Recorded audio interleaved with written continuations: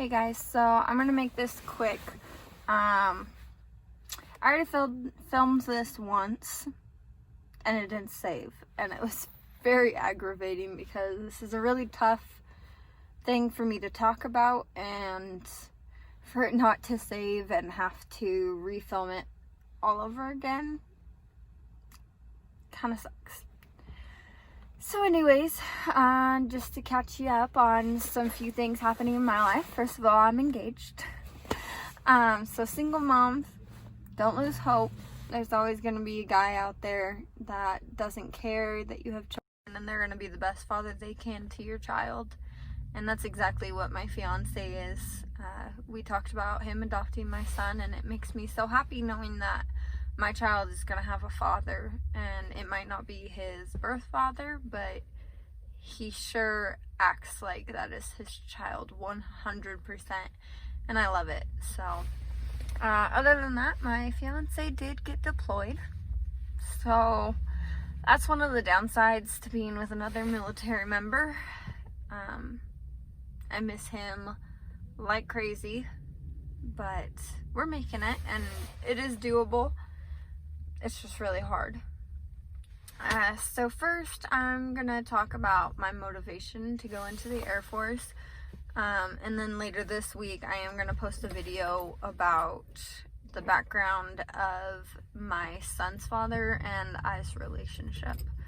So let's just get right into this. In high school, I wanted to be in the Navy because I was under the impression that the job I wanted, you could only do in the Navy, which is not true. There's job fields in every single branch, and most likely, if you hold out long enough, you can get the job that you want. But my situation was a little different. I went in on a waiver because I have a past with self-harm, and I'm not afraid to admit that. I've worked very hard to get past that, and I'm happy to say I'm doing good now, but it took me a long time to get into the military because of it. I was in the DEP program for 2.5 years. I went through 5 recruiters before I found a recruiter that wanted to help me with my situation, and we finally got the correct papers and got them sent up to the right people.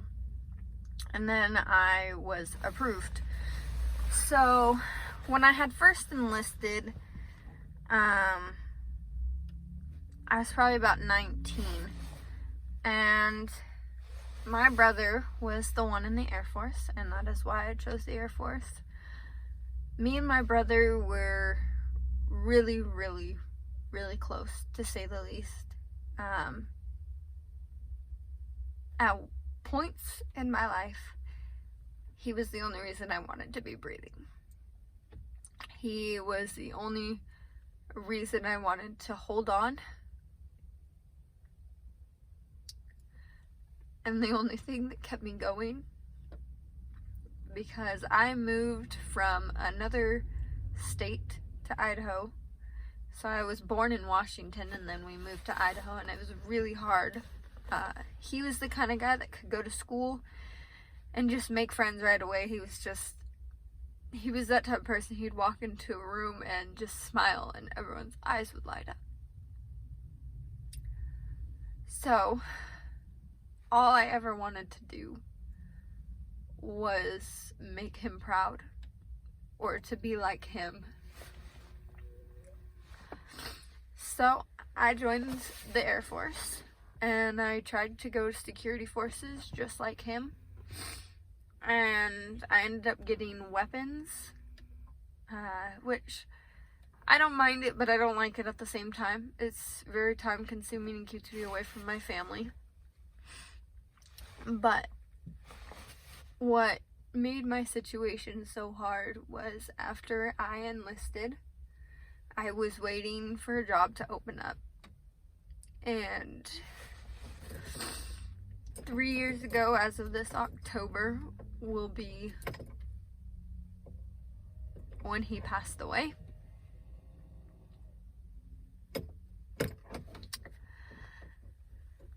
He was stationed in Great Falls, Montana, and I lived here in Idaho, and we decided to meet up for Halloween because it was my favorite holiday and he knew it, so he wanted to take me to do something fun, and he never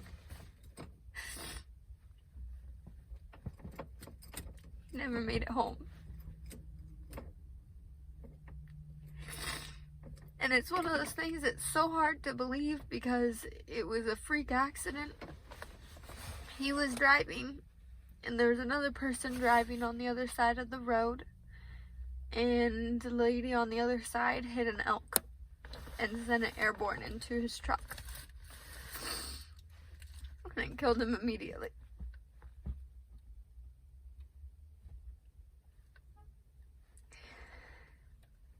And he was my rock.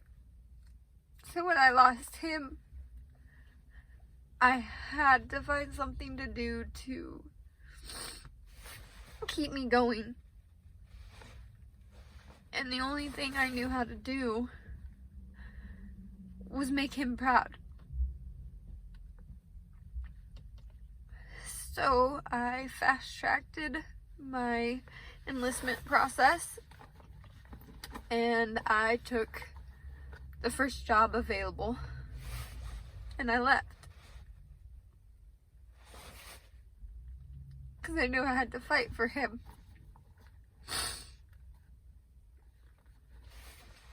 So, what got me through BMT was constantly thinking that he was watching over me, and that I wanted to make him proud, and I wanted to do this for him.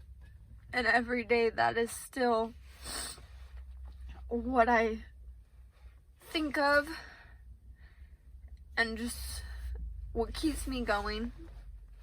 And that's forever what's going to keep me going, because he made me who I am. He always told me, he's like, Emily, one day you're going to make the best mother ever. Because whenever my parents weren't around, it didn't matter how old he was, I took care of him. Even if it was as simple as making him some mac and cheese.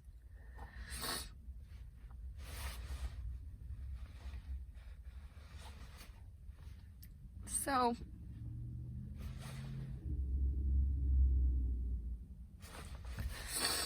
sorry guys. So the whole reason I went into the military was because I wanted to do something with my life, and I wanted to make the world better for others. But the reason I made it through the Air Force was because of my brother. And it'll always be that. If you guys have any questions, just put them down in the comments, and please like and subscribe. It's really hard for me to talk about this because I was so close to him, but I don't want to drag this video out, so I don't know what else there is I can say. Basically,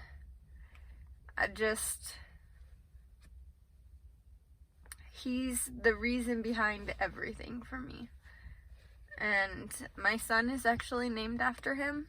So my brother was Trevor Harrison Stenland, and my son is Trevor Harrison Stenland II.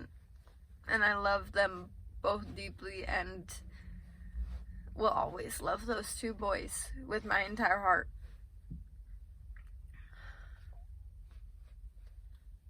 I just encourage y'all to find that one thing that you're passionate about, or that one person, and just do it for them. And stay strong no matter what, because I know anyone can make it through anything, because the things I've gone through in my life, I don't think any 21, 22-year-old should ever go through. No one should lose a family member, let alone their best friend, all at the same time. It is the worst, just most horrible feeling in the world. And it never goes away. Ever.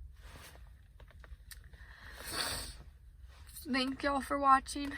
I hope this helps some people watching, just to know you can make it through it.